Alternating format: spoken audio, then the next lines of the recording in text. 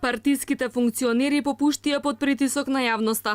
Вице-премиерот Ангјушев и пратеникот Харил Оквенец ветија дека ќе побараат од нивните фирми да ги повлечат апликациите од Фондот за иновации. Нивните потези следуваат откако на социјалните мрежи граѓаните го изразија незадоволството, бидејќи фирмата Каст Инвест, во која Ангјушев е косопственик, заедно со неговиот кум и уште еден бизнисмен, доби 160.000 евра, а исто толку пари доби и компанијата Гинис на Оквенец.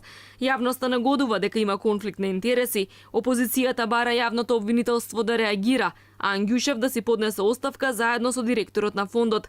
Вице-премиерот од една страна бара компанијата да ја повлече апликацијата, а од друга страна инсистира дека процесот бил кристално чист и транспарентен и покрај тоа што не само неговата фирма, туку и компании во кои косопственици се пратеникот на СРСМ Харил Оквенец, други финансиери на предизборната кампања на владеачката партија и провладени медиуми добија пари од фондот.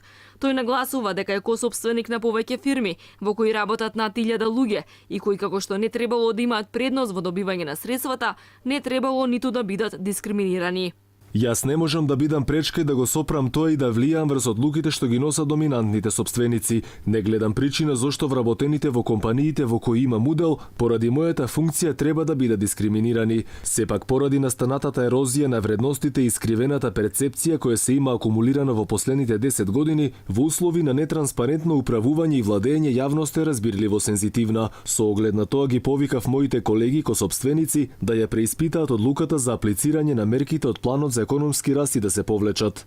Од Фондот за иновации се правдаат дека немаат мандат ниту обврска да го анализираат собственичкиот капитал на компаниите, ниту пак да вршат проценка на нивната политичка подобност. Директорот Јован Деспотовски за Алфа рече дека процедурата е транспарентна и дека странски експерти ја донеле конечната одлука кој ќе ги добие парите. Рокот бил краток за временски да не се нарушат плановите за инвестирање на компаниите.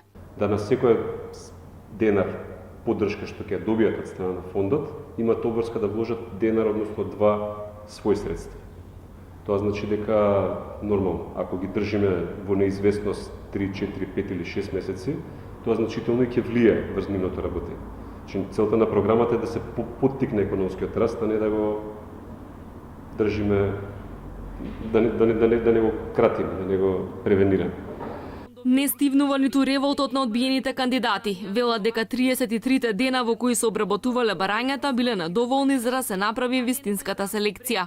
Една одбиена фирма наместо во Македонија ќе бара пари од српски фондови. Понудивме на владата на Македонија да ги има во Македонија овие производи, да вработи 100 нови вработувања, да се профитира и да се плаќаат даноци во Македонија, но сега веќе не знам дали ќе продолжиме со апликации овде.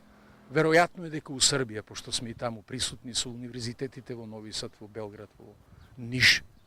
Премиерот Заев вчера најави дека ќе прави ревизија на постапките и дека никој не треба да биде фаворизиран. Сепак вчера беше откриено дека и локалниот шеф на СРСМ во Кавадарци преку неговата компанија Кодинг, која ја произведува водата Горска, добил 296.000 евра пари од фондот. Ова е само уште една во низата фирми за кои се откри дека незините косопственици се блиски до владеачката гарнитура.